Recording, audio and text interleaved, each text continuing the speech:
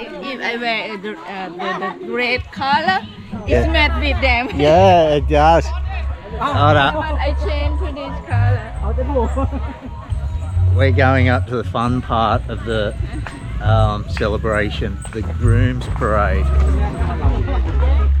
Sean, is it? Yes. How you going, dude? Pleased to meet you, man. Yes, you as well. Oh, Kapjai. Okay, guys, so by the time you've gathered, this isn't a Wild Laos video. We're not up north. We are back at old mate Chris's place. What's happening today, mate? Let them know. It's a wedding. It is a wedding. Daughter is getting married to her husband, finally. They've been living together and with a marriage certificate for all the years you needed to, but they never had a ceremony. But now we've finally got to ourselves organised, so we've got the space, the money, etc., to put this on.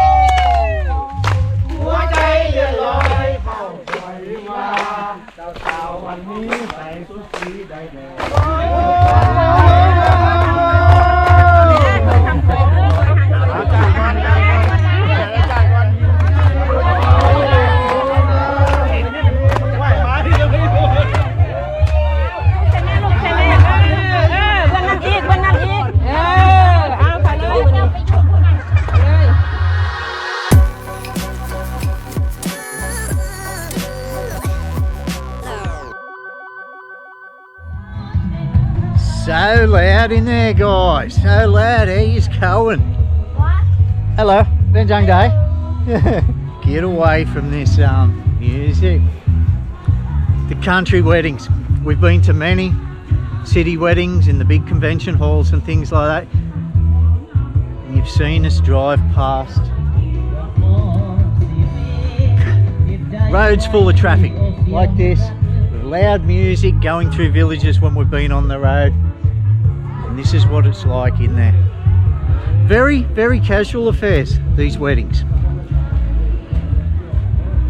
If you want to go in and attend the actual Basi ceremony, the actual ceremony of them getting married, you can. If not, you can chill outside, just sit and eat and drink. Everything is on tap straight away as soon as you get here. There is no set thing to do. So, it's not going to be a full in-depth video about a wedding, just bits and pieces, what we're doing, catching up with old mate Chris Perkins and enjoying our time here. So enjoy the sights and the scenes of this wedding and see if we can get a chat to some of the other Farangs here and what they're actually doing here. Hey, lock that bloody car, Todd. As you've grown to know or have seen in the past, they are big affairs. Even just the smallest of families, they do have humongous weddings.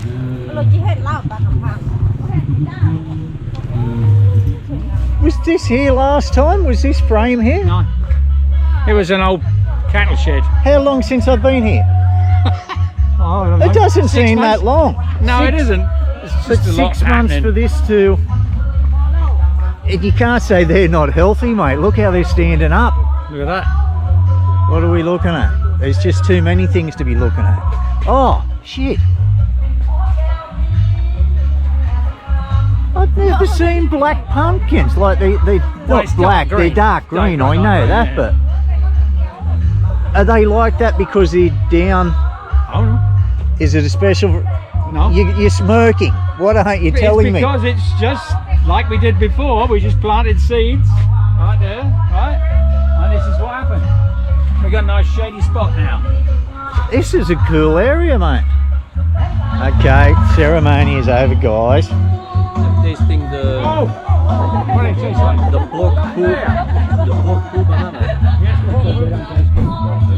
You This is Bob, guys. I don't know if I've introduced you guys. He's lived here for many years. And we're going for a walk to get away from the political discussion we were just having. It was pissing us off what governments do. How long have you been here, Bob? I came in 2005. 2005. You have your own family and everything here? Yes, I do. Yeah. And I love it. And I would not go back to live permanently where I came from, because here I feel good.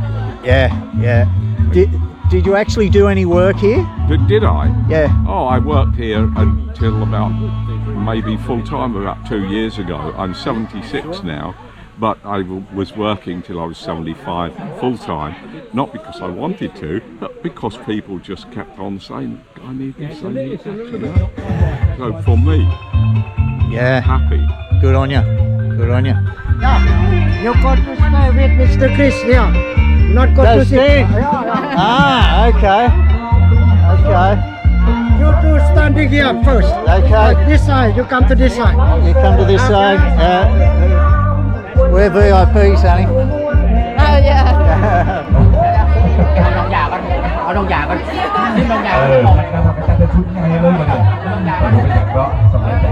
So this was all rice here and here.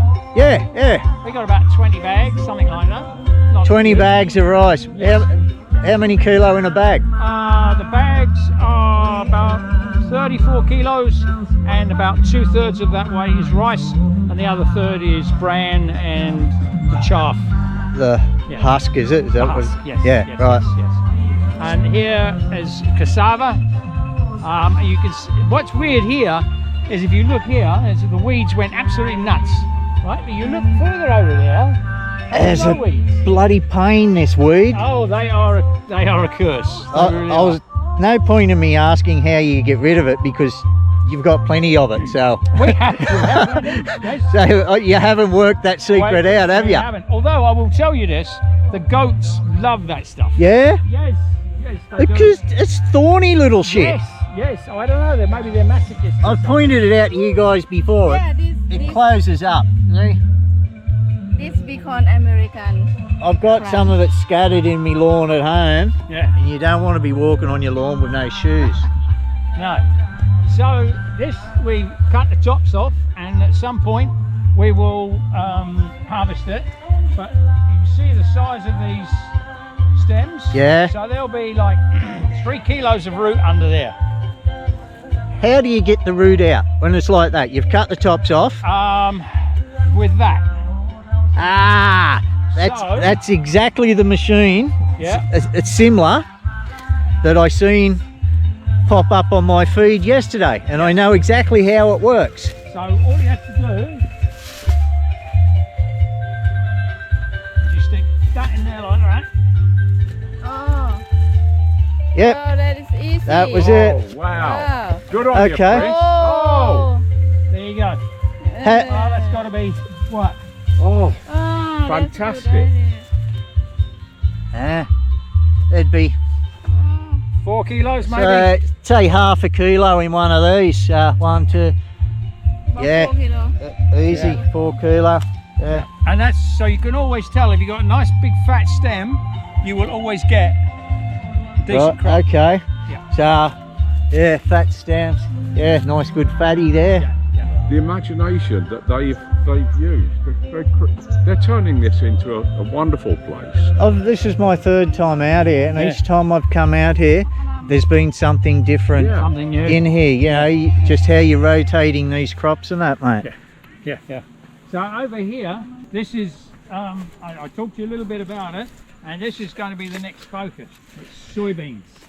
Okay. Oh, yeah, yeah, Soybeans. yeah. Soybeans is a 90, 100-day crop, and 1 kilo of soybeans will make 7 litres of soy milk, and that is 3.5% protein.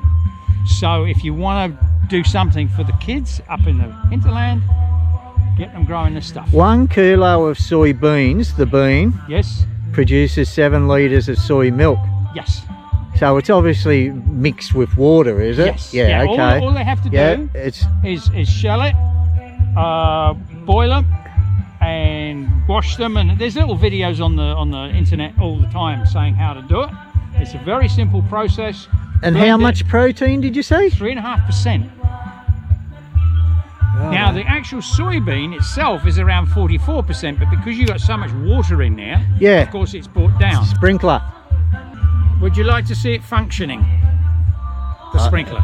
I'm sure she would. I know what a bloody sprinkler You would. want to see the sprinkler working? Yes? Yeah, of course she would. Stand well away from it if you don't want to get wet. So what brought you to Laos, mate, originally? I'm not going to tell you the jumbos yet, but I came originally. You've been hanging me a bloody Chris too long with smart ass answers like that, mate. No, I came here from for work, for building a dam here. Okay, yeah, okay. A dam, a particular dam. The big one, the biggest one after Nam Num, which was Nam Turn 2, quite big. It was built by EDF, the French power That's up company. in near Sayaburi, is it? No, that's Sayaburi. It's in Kongmany, Nam Turn 2. Oh, okay. So if you know the Bantalang. Do you know Bantalang? Have you been to Sabaidi Guest House in Bantalang between Taket and Laksao? Nah, okay. No, we would have passed through that. We have passed through there, but there's never stopped a there. great guest house there that's right by the reservoir, the Nam Turn 2 reservoir. Yeah. That was 2005. When did it start? Started operating 2012. So it's been going for 10 years already. That dam. Okay. And you worked on it, or you were one of the head dudes on it, or? Well, I had a fairly responsible position in the management team. Yeah, right. And so you've come over to help construct that and just fell in love with Laos. Was it that easy, or? Well, actually, I was a year out of a divorce. Okay. And I didn't really have a home to go to in the UK. I'd been living in Vienna for several years, and anyway, I was quite happy to come to work in Asia. I came to Bangkok when originally in 2004, early 2004, because I'd been working on the SkyTrain, not the SkyTrain, the subway, the railway for the rolling stock for the subway. I loved it. I loved Bangkok. It was frenetic. It was everything. You know, it was a fantastic 2004. So when I had an offer to work in Malaysia, which is quite close to Thailand, in 2004. After that project finished, I came here to Malaysia. Didn't like it there. I decided to go back to Italy, Austria, where I was living. And I only just arrived there, and these guys called me and said, "Come and join us here." Right. Okay. And I came, and I've been here ever since. So yeah, that's good to know, because it isn't like your first taste of Southeast Asia or anything. Oh. You know, because people can, you know, just fall in love with the first country they've ever been to in Southeast Asia. You know, I have people who watch the videos, you know, and I'll have to get to Laos. I've been, you know, going to Thailand, you know, never been anywhere else for the last 20 years. Why? You know, why haven't, you know? My first taste was about 1998, I think. I went to Japan. I was working for building some power stations in Iraq and in Singapore. 2 power stations, but I was working for a UK engineering consultancy in Manchester at that time. But I spent 3 months in Japan. It was absolutely incredible. Yeah. And then I spent 3 months in one go. Then I was going back there for another 6 months, 1 week every month, flying backwards and forwards. And I was completely amazed. Completely amazed. Yeah. I fell in love with Asia because it was nothing like what I thought it was. The culture shock. Well, The culture shock, you think? So I was different? expecting to find everybody living in straw huts growing rice, you know, and I'm working in this... This is in Japan you're talking about? Yeah. And they've got super highways on top of each other, railways on top of highways. And how organised everything is. It's incredible. Like... Yeah. It was. The mind boggles. So you're that amazed and love Japan that much? I did. But you're here in Laos. Yeah, because... What is it about Laos? What is it? Now, if you can put your finger on one main thing. People are happy. People are happy here. They've got very little. Most people have got very little money, and they live close to the land, but they are happy. Yeah. That'd be about it. And I thought, I would say the simple, easygoing way of life, which ties into exactly what you just said. It's the way they live here and how happy the people are here. They are. They get up in the morning when they wake up. Okay. And the first thing that they do, scratch their head. Okay, what am I going to have for breakfast? And they haven't thought about it the day before. They just go and look for something for breakfast when they wake up. Us in the Western world are worried about things that are too far ahead of us. We're worrying about where we're going for holidays next year. Am I going to be able to afford retirement? You know, we're worried about the future, where Lao are living for today. Well, essentially, yeah. I got a view now, since I came here, I don't borrow money. If I've got the money in my pocket, I can afford it. If I haven't got the money, then I can't afford it. That's simple. And that's the way that most Lao people are thinking. Yeah, exactly it.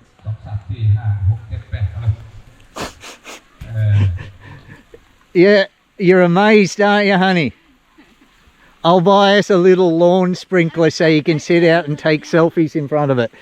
But the connection is...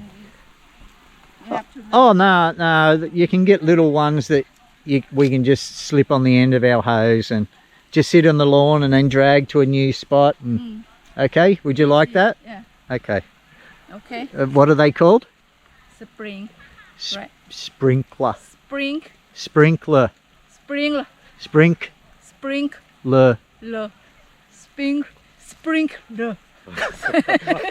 That'll do. Sprinkler. That was it. That was a good one. Yeah. Sprinkler. Yeah. Yeah. You got it.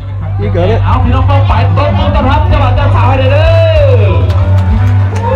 เลยก็รอเจ้าสาวกันน้ำลูกเป็นคนในบ้านสาวต้องรู้ว่าเขาภาษาคนจะมีอะไรจะตีเดี่ยวก็ไม่ได้เลยเราจะไปจัดแจงจัดเรียกเจ้าอ๋อเนาะถ่ายรูปถ่ายหอยไปเป็นเนื้อเต้เจ้าจัดจะมาแล้วก็ความสุขสันต์เป็นยามบางพามีใบอภัยให้กันดวงใจสองจะเก็บมารอคำก่อนโอ้เดียวมีเดียวเกี่ยวกันเลยเพื่อนเจ้าบ่าวเจ้าสาวเกี่ยวกันเลยเด้อเกี่ยวกันกันแล้วก็ยิ้มใส่กันเนี่ย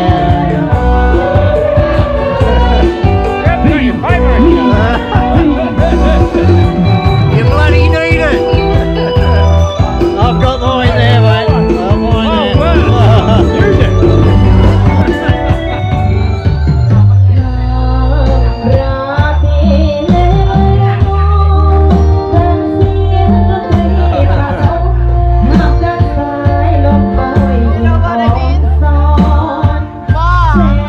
What do you mean? You want more? ที่สองยี่แปดคนแก่ที่สารหาและตั้งหาเอายอดตามาหงหาโอ้สาวสิสาวบ้านเขาทุ่งยี่เป็น I've heard of SP sauce. SP sauce. Well, that's FP sauce. What's FP? FP is fish poop. Fish poo sauce, okay. Yeah, we're going to stick that on the back of there with a pump and a pipe with these sprinklers on it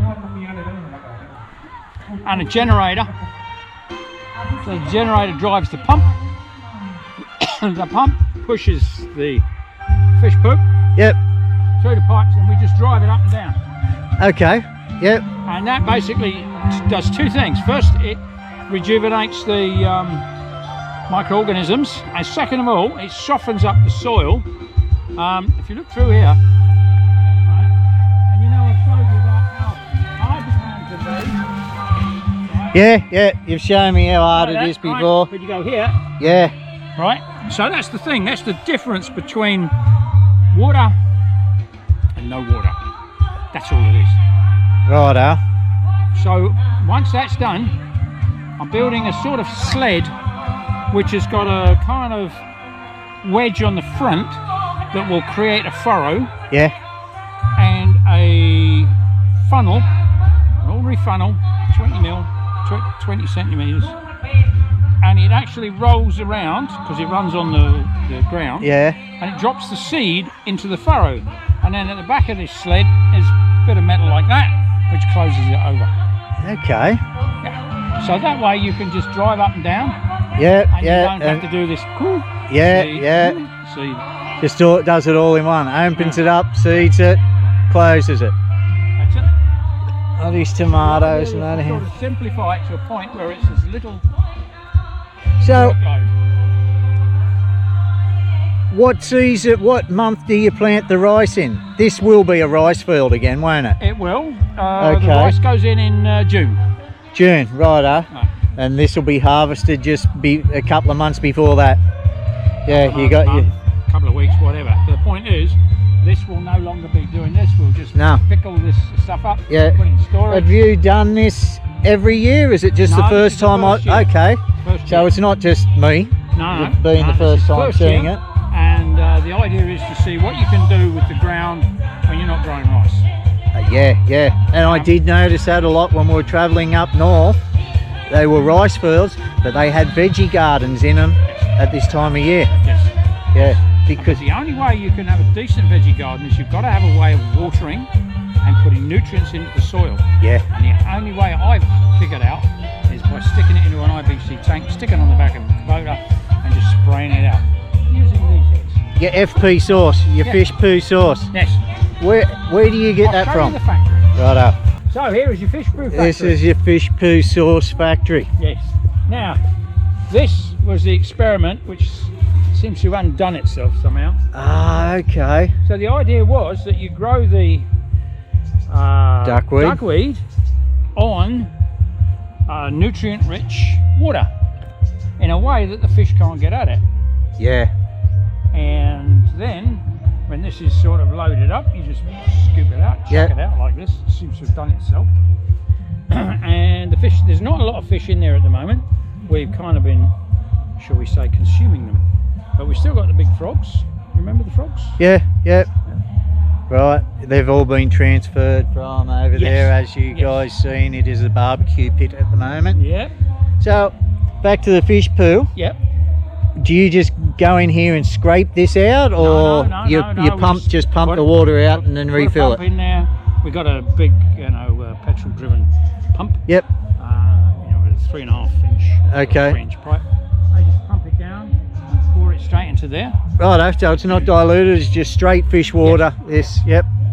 Well, we could dilute it if it turns out that it's too rich. Too rich, and that's but possible. yep. Now this field here, you remember what it was like when you first class came? Yeah. We got 18 tons out of this on 3 rye. Is that 18 tonne of root? Yes. I'm not even going to try to work out how much that yield. Well, we didn't pick the best time to do it, Right. so we only got about, after expenses, we got about 1 million kip per ton.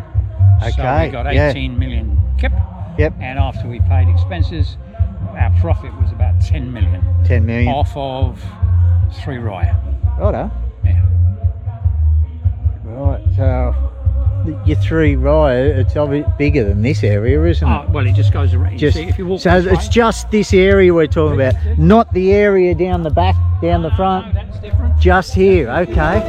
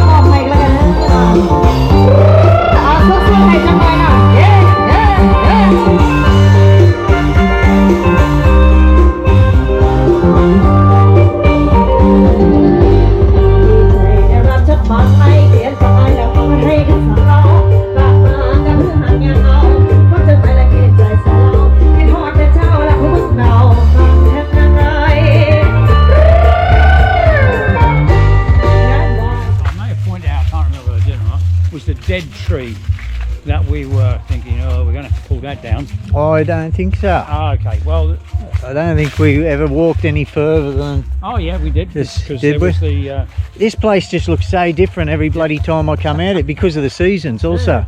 but if you look at this, okay, this is a dead tree, but Yeah, that's hardwood. that is, yeah. That is really hardwood. Yeah, see it there. Yeah. So the idea being, Very deceiving on the outside, isn't it? yeah, You've got the well, ants that's why and it's dead eating into the on bark, outside, as yeah, you can yeah. see. Yeah. But on And the you inside, look at the branches. You know, they're all dead. yeah, you'd think they'd be bloody hollow. Yeah, and you've got a big ant's nest there. Yeah. They're looking at the possibility of a big feed, but there're going to be a lot of termites walking around with broken teeth. I can tell you. They're only into the outside soft stuff. That's all they can get. They love to get the core, Yeah, but they can't because it's just too they hard. don't have the equipment, mate. No, they don't. They don't.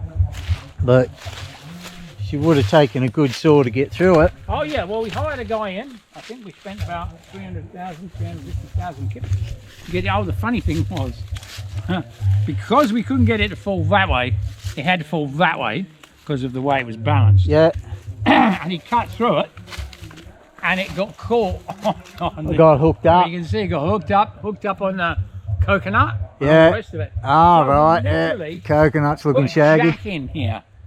A jack. A jack. Okay, yeah. And so he was Jack. jacking it up, and you could see it was down. Or well, it was sort of like that, and he was jacking it up, and you could see it sliding and slide as it don't. Yeah, And I'll tell you, at one point he just took off it, and it just crashed down. yeah. Yeah. And this is where it slid back to Yeah, from it the just sort stump. of rolled over. Yeah. So 350,000 kip Yeah. for somebody to come in and pull your tree. Yeah. And I mean, that was more than you usually spend, simply because it was a difficult job. But it's still this is about Normally 20 they US try- about $20 US. Yeah, normally the guy said, oh, he talked to us, we talked to him about it, and he said, oh, 150,000 kip. And then he came and looked at the tree and he thought, oh, 250,000 kip. And then with all the trials and tribulations in the end, Yeah, I think we the finished time up that getting he was 400. out here. That's, yeah. Finished up getting 400,000. But again, you know, 400,000 kip, $25. Yeah, and you've got a lot of good wood there, mate. Oh yeah, well, one of the little ideas, going along with all the other ideas, is I want to buy a sawmill, one of those, you know, bandsaw sawmills. You can pick them up for around 2 or 3 grand from China. Yep. And just stick it on there and slice through it. I think we get some nice planks about yay thick. Yeah, Glue them together, make a nice set. nice, yeah. You don't leave these things sitting too long, do you?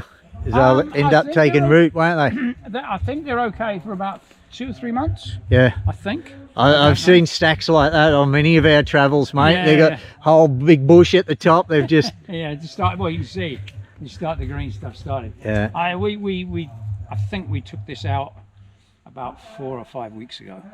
Yeah. And These are cassava also, by the way, guys.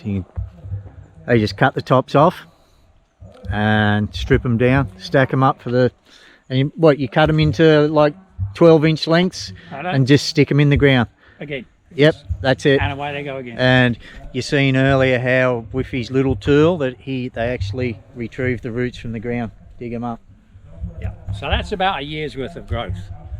They do keep growing, but the longer you leave them there, the tougher they get. The tougher the root, you mean? Yes, it becomes wood. Yeah, eventually. So there's a balance between getting the best size and the best quality.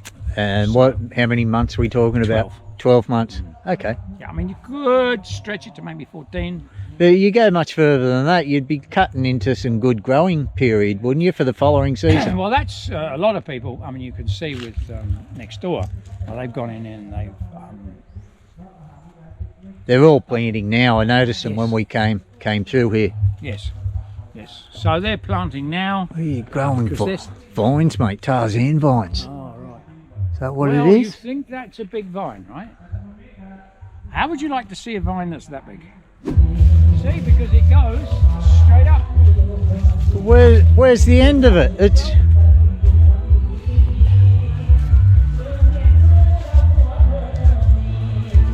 So it's actually dropped, curled round. You can see where some of the roots have dug in, but it's still kept going. Yeah, and rooted itself around here, I think.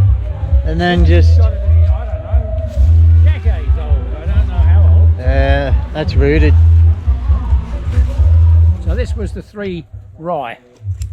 Okay, yeah, just the back of the goat and pig.